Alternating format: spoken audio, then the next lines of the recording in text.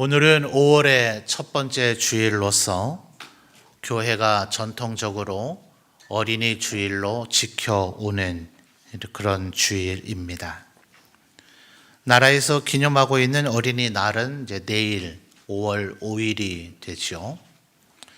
우리나라의 어린이날의 내력은 1923년에 소파 방정환이라는 분을 중심으로 해서 어린이날이 제정이 되어지고 정부 수립 후 1975년에 공휴일로 제정이 되어져서 점점 어린이에 대한 관심과 배려, 사랑이 증대되어져 오는 그런 시대를 우리가 갖고 있습니다. 그러나 오늘 우리가 읽은 말씀을 보면 예수님께서는 이미 2000년도 더 전에 어린아이를 귀히 보시고 사랑하신 그 모습을 우리가 발견할 수가 있습니다. 13절 말씀을 보면 사람들이 예수께서 만져주심을 바라고 어린이들을 데리고 왔다 그랬는데 아마도 이 사람들은 부모님일 가능성이 많겠죠. 자신의 자녀들을 예수님께서 그저 쓰다듬어 주기만 하고 만져만 주어도 큰 격려와 사랑이 되지 않으려나 아마 그런 생각 속에서 예수님 앞으로 자녀들을 데리고 온 것 같습니다. 그런데 안타깝게도 13절 하반절에 보면 제자들이 그 사람들을 꾸짖었다 그랬습니다. 아마 이게 이 사회의 통념이었겠죠. 여러분, 이 복음서를 보면 사람들을 한 세 가지 부류로 나눌 수 있을 것 같아요. 첫째는 예수님에게 몹시 적대적이었던 바리새인과 사두개인을 위시한 사람들, 그리고 예수님 주위에 수많은 무리들이 있었습니다. 그들은 예수께서 행하시는 오병이어와 같은 기적을 혜택을 보고 그래서 예수님을 왕으로 세우고자 했던 이들, 그리고 예수님 가까이에는 아직은 불완전하긴 하지만 예수님의 말씀에 순종하고 예수님을 닮아가고 또 예수님을 따르고자 하던 제자들이 있었습니다. 그러니 지금 13절의 얘기가 조금은 경악스럽기는 하죠. 바리새인들, 율법사들, 이들은 뭐든지 따지기 좋아하고 또 남을 비판하고 정죄하는 것을 조금 즐겨하는 이들이니 그들이 그랬다 그러면 조금 이해가 될 것이고, 또 무리들은 복음서에서 나타난 그들의 이미지는 다소 어리석은 것으로 묘사가 될 때가 많습니다. 그러니 그들이 잘 몰라서 이 사람들을 꾸짖었다 하면 그래도 이해가 될 터인데, 어떤 면에서는 예수님의 마음과 예수님의 생각을 가장 이해하고 알 법한 제자들조차도 그렇게 했다 하는 것에서 우리의 충격이 있는 거죠. 그러니까 이것은 사실은 대단히 나쁜 일을 지금 한 것이 아니라 이게 그때나 지금이나 사회의 통념인 거죠.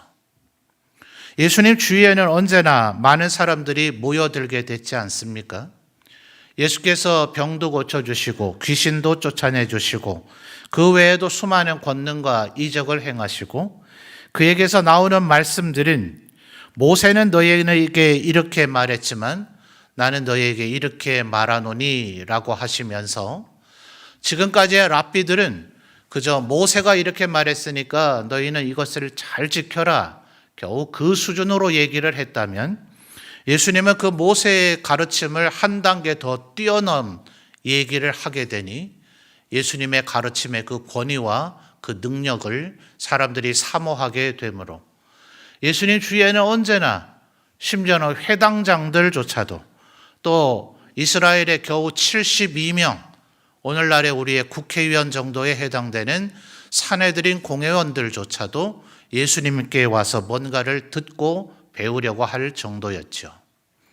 그러니 예수님 주위에는 정말 힘있고 유력한 인사들이 많이 모여있고 그 외에도 어른들, 남자들, 심지어 마르다 마리아의 사건에서도 알 수 있듯이 장성한 여인조차도 그 자리에 끼어 있는 것을 부적절하게 보던 시대였더란 말이죠. 그러니 이런 가운데 어린아이를 데려오는 것을 그 사람들, 아마도 부모라고 보여지는 그 사람들을 꾸짖는 것을 제자들을 보고 어떻게 이런 일을 할 수 있는가? 당신들이 예수의 제자가 맞는가? 이렇게 할 만한 일은 아닌, 어쩌면 당시의 사회 상에서는 너무도 지극히 당연한, 그리고 오히려 어린아이들을 데리고 왔던 13절 첫 단어로 나타나는 이 사람들이 뭔가 상식에 맞지 않는 무례한 행동을 한 것으로 보여질 수 있단 말입니다.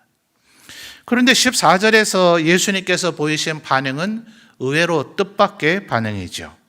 아까 제가 이미 봉독해 드렸습니다만 우리 성도님께서 다시 한번 정확하게 확인하는 의미로 한 번 더 읽어볼까요? 14절 우리 성도님들 읽어주십시오. 시작.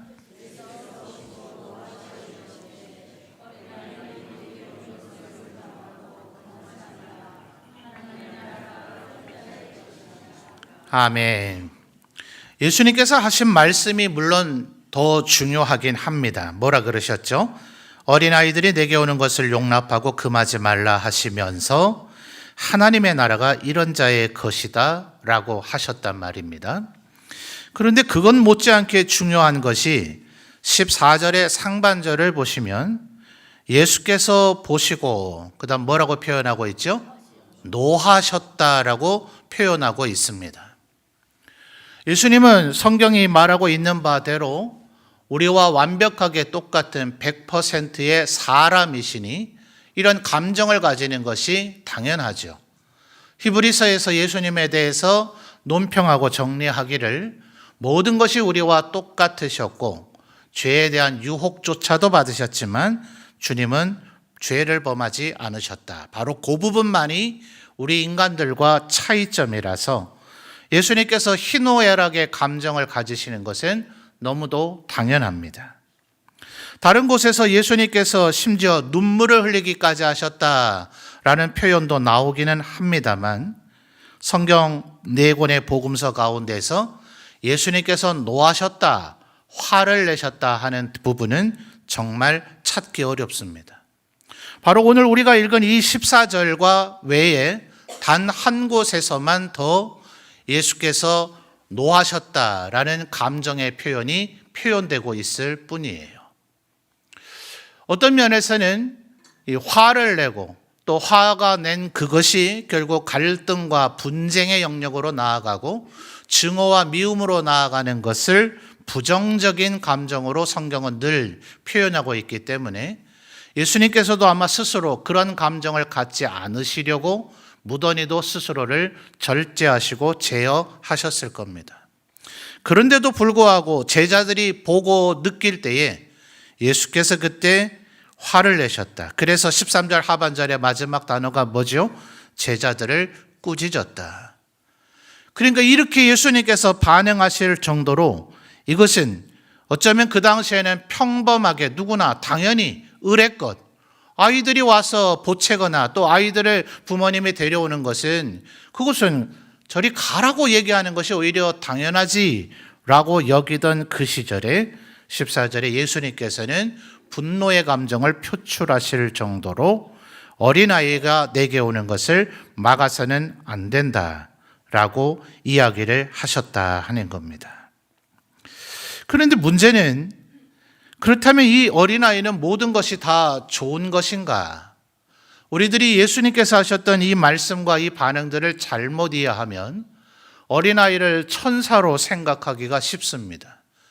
그래서 중세의 화가들이 그린 그림을 보면 미가엘이나 가브리엘 같은 아주 성경에 이름까지 등장되는 천사들은 그들의 정확한 직무와 그들이 해야 할 사명이 있기 때문에 그들은 장성한 어른의 모습으로 그리지만 대부분의 성화에서는 언제나 천사는 어린아이와 같은 모습으로 묘사되기 마련입니다. 그럼 어린아이는 모든 것이 옳고 좋은 것인가? 성경은 꼭 그렇게 얘기하고 있지는 않습니다. 몇 군데 성경 구절을 한번 찾아볼까요? 고린도전서 13장 11절입니다. 그 인근 구절들을 한 두 구절 정도 더 찾을 것이기 때문에 직접 오늘은 좀 찾아서 읽어보시는 것이 좋을 것 같습니다. 먼저 고린도전서 13장 11절, 신약성경 279페이지 정도에 있습니다. 고린도전서 13장 11절입니다. 앞에 스크린에도 나옵니다. 읽어주십시오. 시작.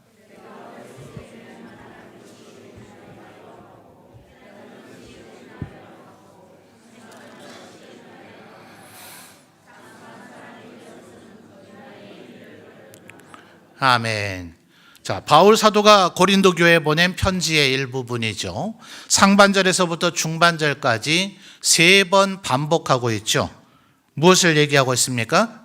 말하는 것이 어린아이 같고, 깨닫는 것이 어린아이 같고, 생각하는 것이 어린아이 같았었다라고 얘기하는데, 문맥상으로 볼 때 이 상태가 좋았다고 지금 묘사하고 있는 것이 아니죠. 어린아이와 같았던 것을 3번 반복하면서 제가 설교 때 종종 말씀드리죠. 히브리인들의 강조하기 위한 용법이다. 그러니까 말하고 깨닫고 생각하는 것이 만약 어린아이와 같다면 그것은 좋은 것이 아니다라고 지금 얘기하고 있는 거죠. 그래서 하반절에 뭐라고 얘기합니까? 장성한 사람이 되어서는 어린아이의 일을 버렸다. 그러니 여러분, 지금 바울 사도의 표현대로라면 우리는 어린아이 상태로, 어린아이 같아서는 안 되는 겁니다. 14장 20절로 또 넘어가 볼까요? 같은 고린도 전서의 14장 20절입니다. 앞에 스크린에 나옵니다. 우리 성도님들 읽어주세요. 시작.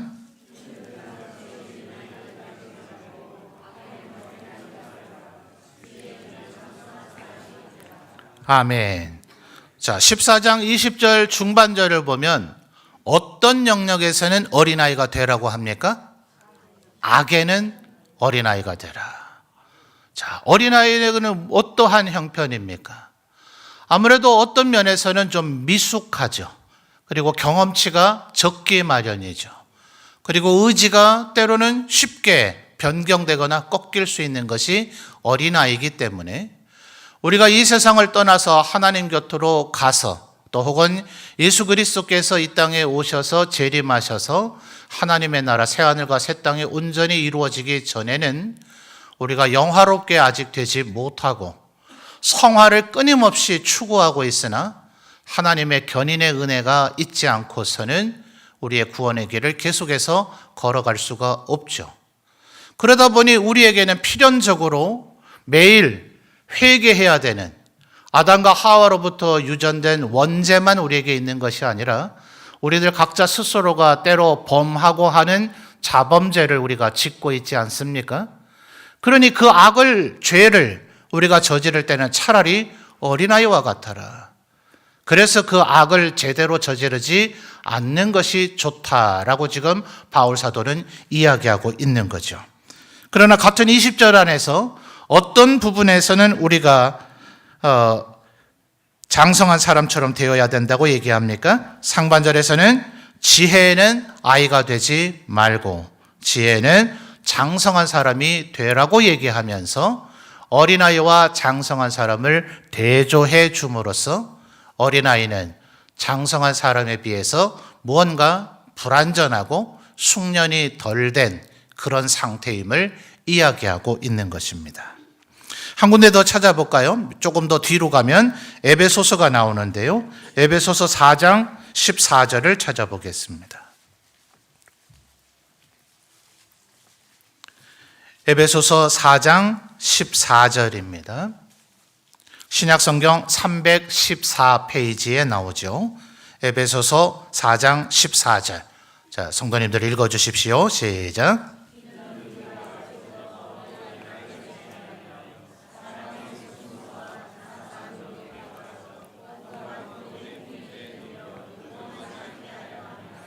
아멘. 바울 사도는 끊임없이 예수 그리스도를 믿는 우리 하나님의 백성들이 성장하고 성숙되어져야 함을 이야기하곤 했습니다. 그래서 13절을 보면 우리들이 예수님을 이제 믿고 알게 됐다. 이 상태에서 머물면 안 되고 13절을 보실까요? 우리가 다 하나님의 아들을 그다음 뭡니까? 믿는 것과 그다음에요 아는 것이 하나가 돼서 믿는 것과 아는 것이 합쳐지면 온전한 사람을 이룬다고 하죠. 자, 영어 역본들은 perfect man 뭐 이런 식으로 표현을 해요. 완벽한 사람. 예수 그리스도를 믿고 아는 것이 하나가 되면 온전한 사람을 이루고 그리고 13절 하반절에 그리스도의 장성한 분량이 충만한 데까지 이른다. 자, 고대에는 어린아이는 법적 능력을 행사할 수가 없죠. 그래서 친권자다. 현대에도 그런 개념이 있지 않습니까? 부모님들이 그들의 것을 대리해주고 자신이 성인이 되고 난 이후에 자신의 법적 권리를 온전히 쓸 수가 있죠. 자, 그것을 13절 하반절에서는 장성한 분량이라고 표현하고 있는 것이고 그 모든 것이 온전하게 이루어지는 상태를 온전한 사람이다. 이렇게 이야기를 하는 겁니다. 그런데 만약 13절에서 얘기하고 있는 이것이 아직 우리에게 이루어지지 않았다면 14절의 상황이 벌어지는 건데요. 14절을 잘 보시면 세 가지 정도가 나타납니다. 첫째, 사람의 속임수. 두 번째요, 간사한 유혹. 그리고 온갖 교훈의 풍조에 밀려서 요동치는 것.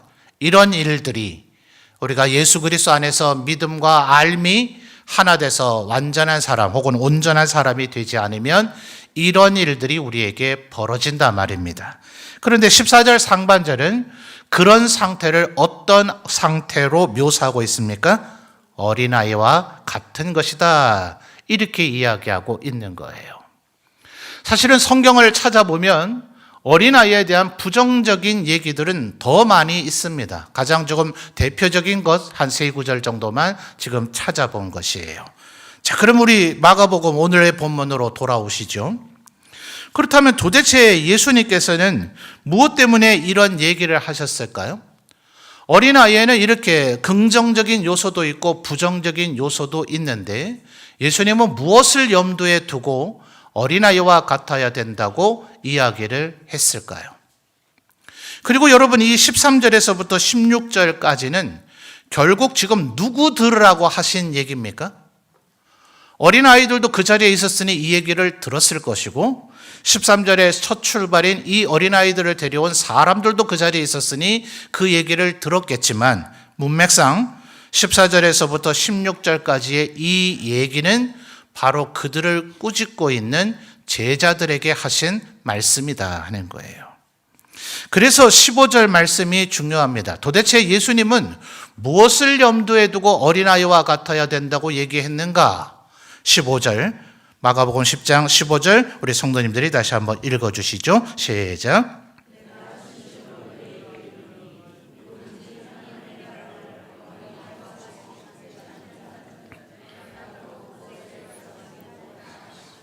아멘.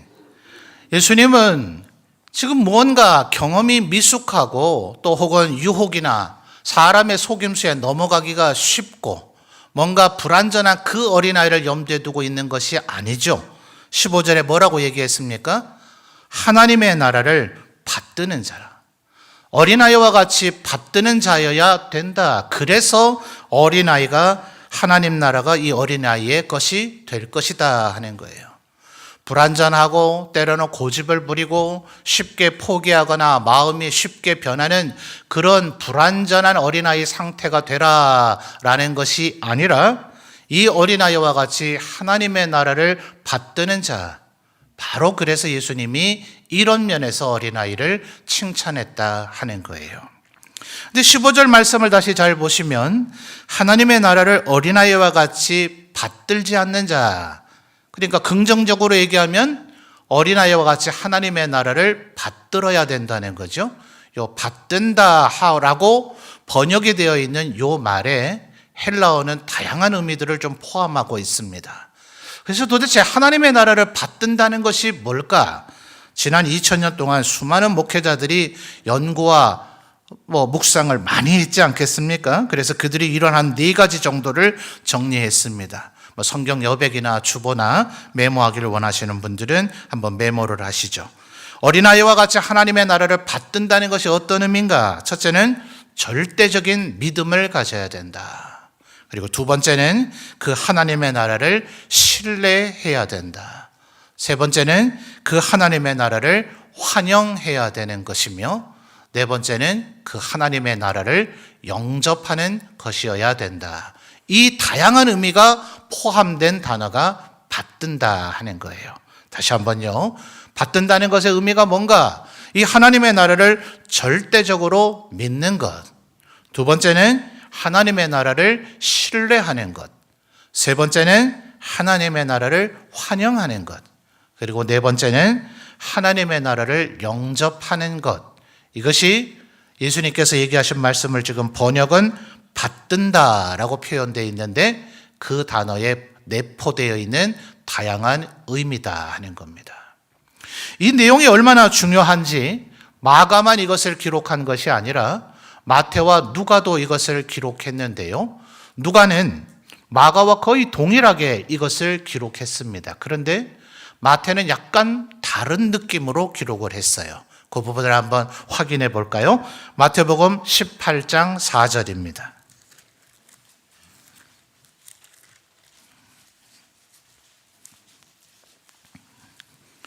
마태복음 18장 4절입니다. 앞에 스크린에도 나오네요. 자, 우리 성도님들 읽어주시죠. 시작.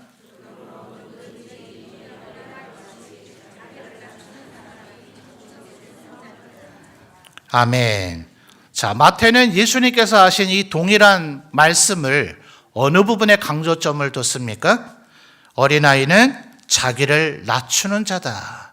그래야 그가 천국에서 큰 자가 되고 천국을 소유하게 되고 천국에 들어가게 될 것이다 라고 이야기를 한 거예요. 예수님의 얘기를 마태가 임의로 변경한 것이 아니라 예수님이 요 얘기도 하시고 저 얘기도 하셨는데 마태는 이 부분을 더 강조해서 이 부분을 기록을 했고 마가와 누가는 다른 부분을 또 기록을 한 겁니다. 그러나 두 가지가 융합되고 서로 보충을 해주고 있죠. 결국 하나님의 나라를 받들고 절대적으로 믿고 신뢰하고 환영하고 영접하는 것은 어떤 사람이 가능하겠습니까? 먼저 자기 자신을 낮추는 사람이 그 일이 되어진다 하는 거죠. 내가 이래봬도 학벌이 이렇게 좋아, 내가 어릴 때부터 똑똑하다는 얘기를 들었던 사람이야, 내 삶의 경험이 얼마나 많은지 몰라 하는 이런 사람은 이미 자기 셈이 있습니다.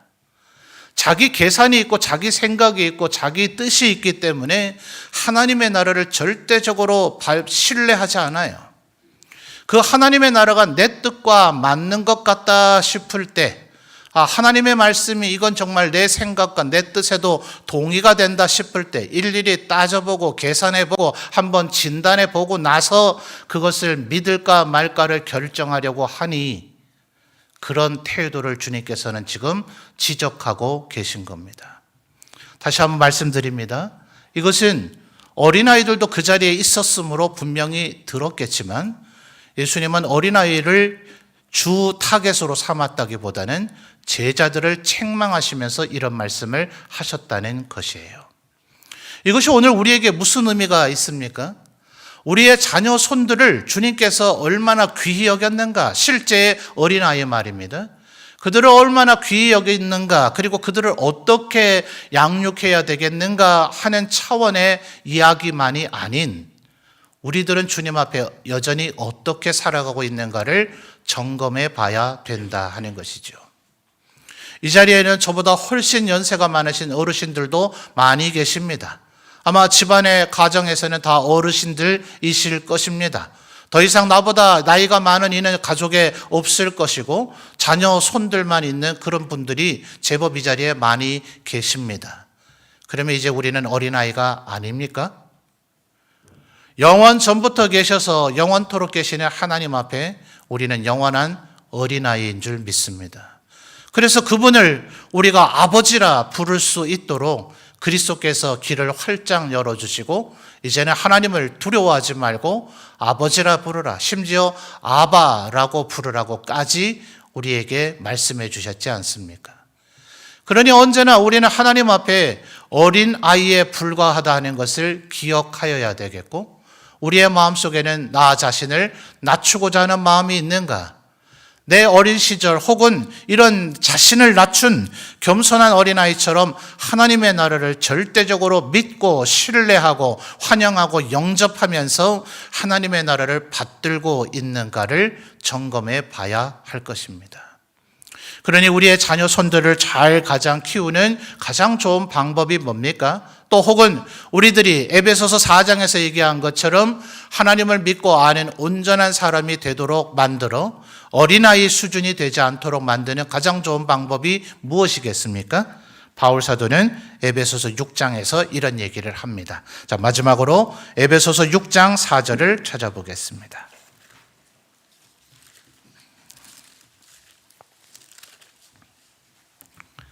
에베소서 6장 4절입니다. 신약성경 316페이지 정도에 나오네요. 에베소서 6장 4절. 우리 성도님들 읽어주십시오. 시작.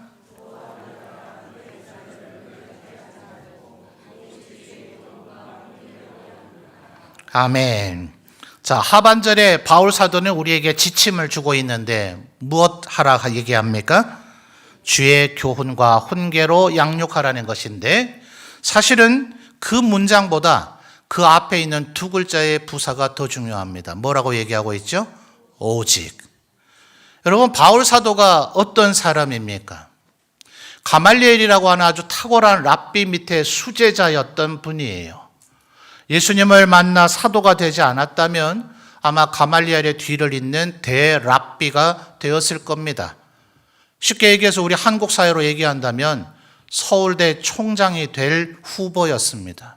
그리고 나아가서는 교육부 총리가 될 만한 인재로 여겨졌던 것이 바울 사도입니다. 그가 공부를 얼마나 많이 했을까요? 그는 성경책만 읽었을까요? 아니요. 당대에 있는 모든 학문들을 두루 섭렵했을 겁니다. 인간을 이해하고 이 사회를 이해하는 철학, 정치학, 의학, 법학 모든 학문들에 그는 능통했을 거예요. 사도행전의 기록을 보면 그가 철학의 도시 아테네에 갔을 때 철학자들과 논쟁했던 얘기를 기억하십니까? 그들에게 보이지 않는 신, 우리가 알지 못하는 신이라고 하는 그 신이 바로 이스라엘의 여호와 하나님이라는 것을 설명하고 논증하기 위해서 바울 사도는 성경에만 의지하는 게 아니라 그들이 성경만큼 그리스인들은 소중하게 여기는 호머라고 하는 시인이 적은 일리드 오디세이, 대서사시라 그러죠? 그 내용을 인용합니다.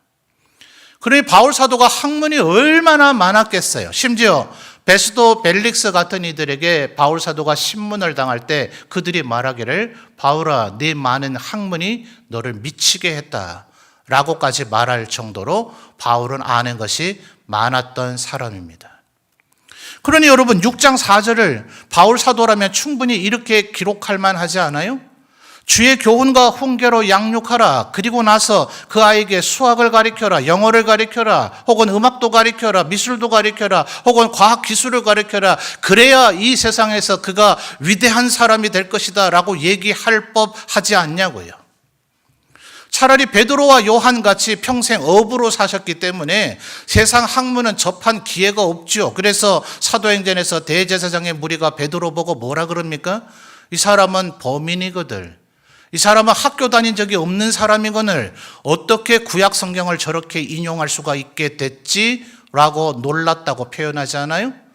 베드로와 요한이 만약 이렇게 얘기했다면 차라리 이해가 될 텐데 이 세상 모든 학문은 다 두루 섭렵했던 바울 사도가 오히려 그것을 배웠고 그것을 활용해 봤기 때문에 그것은 다른 데서 바울 사도가 표현하기를 쓰레기와 똥 같은 것밖에 되지 않는다. 주님의 교훈과 훈계로 대비할 때는 말이죠. 그것을 처절하게 깨달았던 바울 사도이기에 6장 4절에서 이렇게 얘기하고 있는 거죠. 오직 주의 교훈과 훈계로 양육하라. 이것이 우리의 자녀들을 하나님 앞에 바르게 세우는 것이라 하는 겁니다. 이 말을 오해하지는 마십시오. 여러분의 자녀들을 이제 학교 자퇴시켜라, 학교 보내지 말라 이런 얘기가 아닙니다. 하나님의 나라를 어떻게 해야 받들 수 있다고요? 하나님 앞에서 마태가 표현하고 있는 것처럼 먼저 자기를 낮추지 않는 자는 절대로 하나님의 나라를 받들 수가 없습니다. 그걸 믿고 신뢰하고 환영하고 영접할 수가 없어요. 오직 주의 교훈과 훈계, 먼저 하나님 앞에 겸손히 내가 어떤 존재인가를 깨달아 알게 된 후에 그에게 드리워진 학문이 다니엘과 같은 위대한 사람을 만들어낼 수가 있는 거죠. 그는 먼저 뜻을 정해서 나는 하나님의 말씀에 조금도 흔들림이 없겠다 하며 바벨론인들의 학문과 언어를 배웠을 때 그는 바벨론, 메데, 파사로 이어지는 세 제국의 총리 대신이 될 정도의 유능하고 훌륭한 사람으로 하나님 앞에 쓰임받을 수 있었더라 하는 것입니다.